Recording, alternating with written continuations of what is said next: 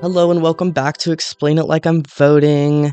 Sorry about the brief hiatus we took. There have been some technical difficulties with the equipment, but we are back and better than ever.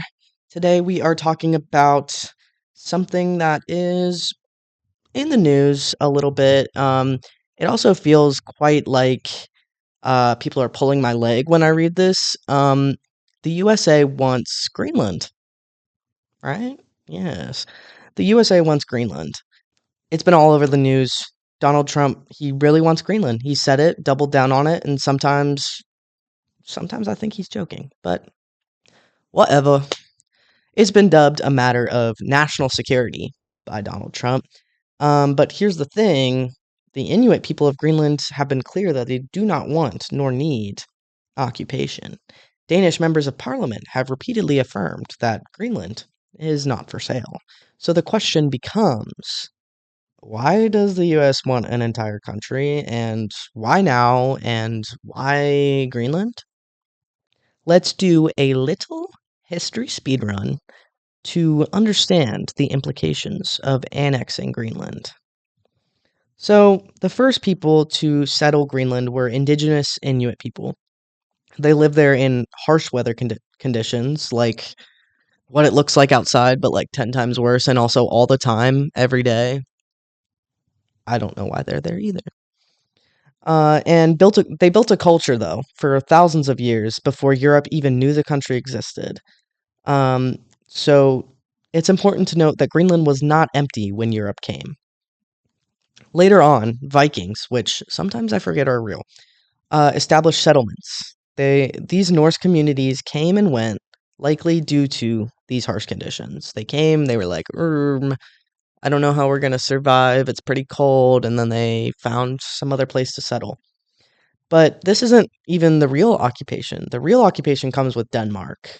In 1721, Hans Eged's expedition marked the start of Danish colonialism in Greenland.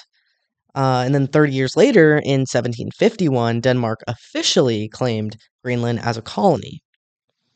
The funny thing about this type of colonialism was Denmark didn't really have like a chokehold on Greenland. They had like a parental hold. They were like, we're going to help you. We're not going to control you, you know? Denmark had paternal instincts for Greenland. They gave the country some local authority while also controlling the trade, education, and governance of the entire country.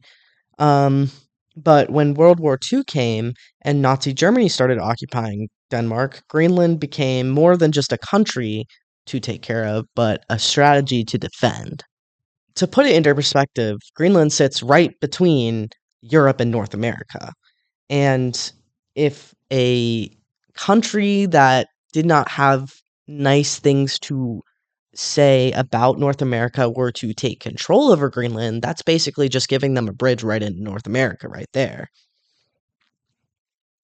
So in World War II, when they're worried about Nazi Germany gaining Greenland and then being able to make it over to the United States and North America, the US stepped in before that could happen and built military bases all around Greenland. It was the beginning of a long term US military presence. An agreement was made between US and Denmark allowing these American forces into Greenland as long as they respected Danish sovereignty, right? This was called the 1951 Agreement on the Defense of Greenland. It's very on the nose, but we know what it means. So after World War II ended, the threat shifted from Germany to the Soviet Union. The Cold War kicked off a bunch of paranoia, and NATO was created as a defense alliance against the USSR. We've talked about the geographic location of Greenland before, but it became even more pertinent when, during the Cold War, it acted as another potential bridge between Russia and the United States.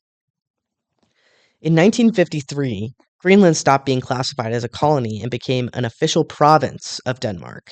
Greenlanders gained Danish citizenship and representation in the Danish parliament. In 1979, Greenland Home Rule referendum was passed, giving Greenland even more autonomy and their own parliament. The Home Rule referendum established control over education, healthcare, and the fishing industry in Greenland, which was a very big source of trade and income. It was like the country's niche. In 2009, Greenland took another major step with the Act of Self Government.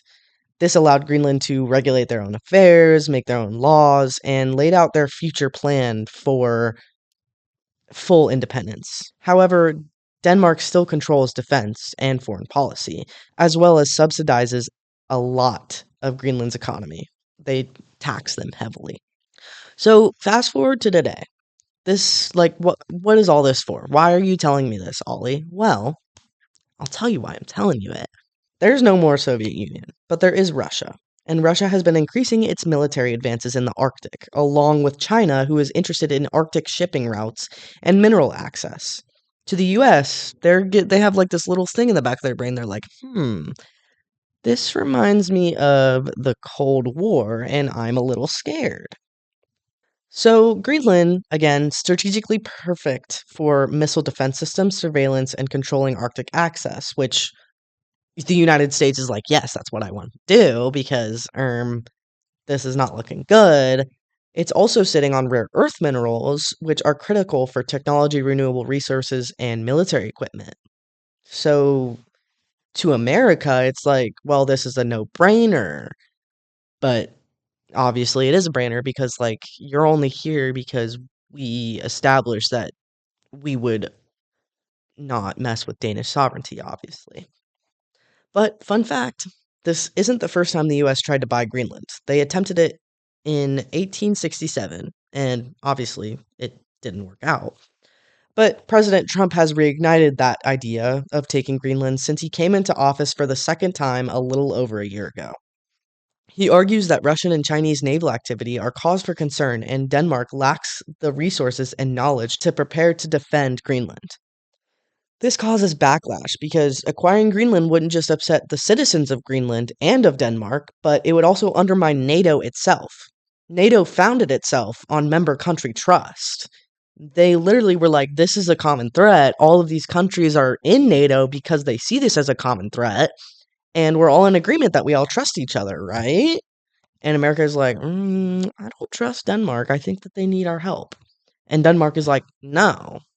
So if the US were to carry out this, then the member trust would be kaput and we would be out of NATO and we would lose all of our trade allyship, our military allyship, because no one trusts us anymore. Many critics are arguing that Trump is interested for more than just the security, though. Greenland is known for having untapped mineral resources, and why would the US not want to take advantage of that and put themselves at a giant economic advantage?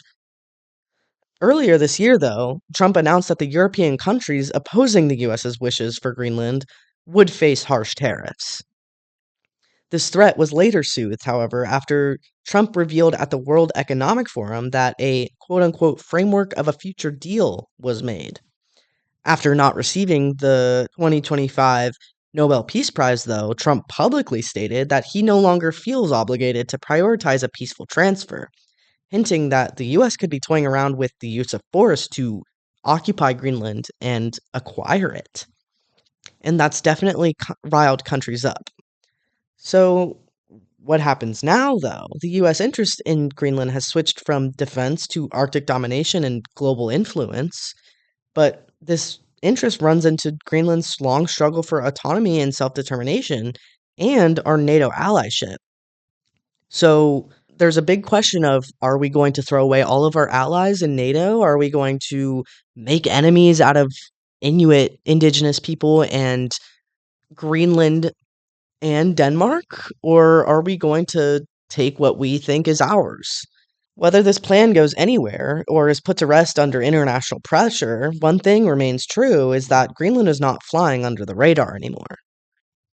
I hope this topic was interesting to you. It was very interesting to me, and I hope that we can talk again soon. Um, as always, share, like, subscribe, all the things.